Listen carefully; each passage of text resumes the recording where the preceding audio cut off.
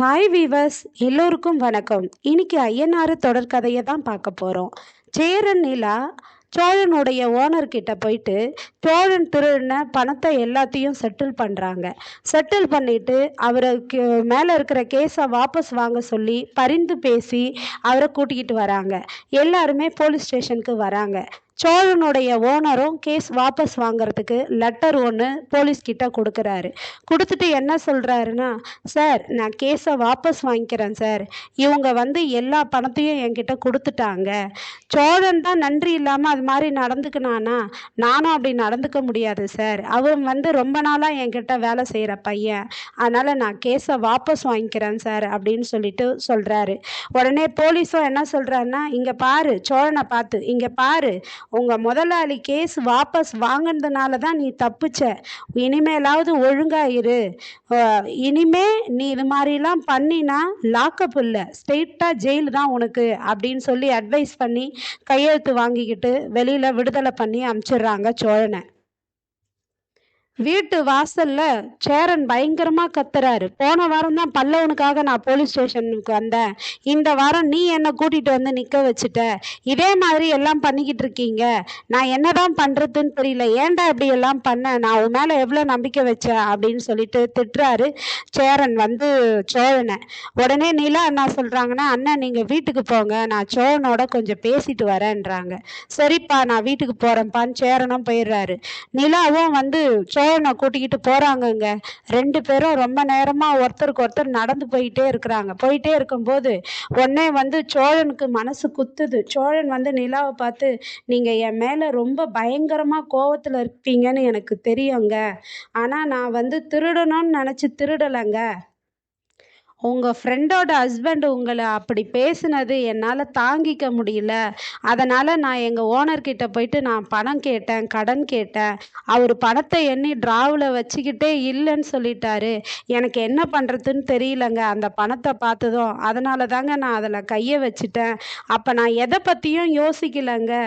என்னை மன்னிச்சிருங்க அப்படின்னு. நான் திருடலைங்க, ப்ளீஸுங்க என்னை மன்னிச்சிருங்க. நீங்கள் ஏங்க என்னை ஜெயிலேருந்து இப்போ எடுத்தீங்க? நான் அப்படியே ஜெயிலையே இருந்திருக்கலாம்ல. நான் நாசமாக போனவங்க. நான் எது பண்ணாலும் இப்படி தான் கெட்டதாகவே நடந்துடும். என்னை ரொம்ப அசிங்கமானவங்க. நீங்கள் ஏங்க என்னை விடுதலை பண்ணீங்க நிலா? என்னை மன்னிச்சிருங்க நிலா அப்படின்னு அழுகுறாரு. நான் திருடலைங்க அப்படின்ட்டு அழுகுறாரு. நிலா உடனேங்க சோழனை திட்டுவாங்கன்னு பார்த்தா அவங்க எதுவுமே திட்டலை. திட்டாமல் சோழன் கையை பிடிச்சிக்கிட்டு அவர் நெஞ்சில் சாஞ்சிக்கிட்டு, என்ன நினச்சி என்னை கோவப்பட சொல்கிறீங்க? நீங்கள் திருடணும்னு நினச்சி திருடல, அது எனக்கு தெரியுங்க. இனிமே இப்படியெல்லாம் பண்ணாதீங்க. எனக்கு உதவி செய்ய போய் நீங்கள் ஏங்க இப்படியெல்லாம் மாட்டிக்கிறீங்க?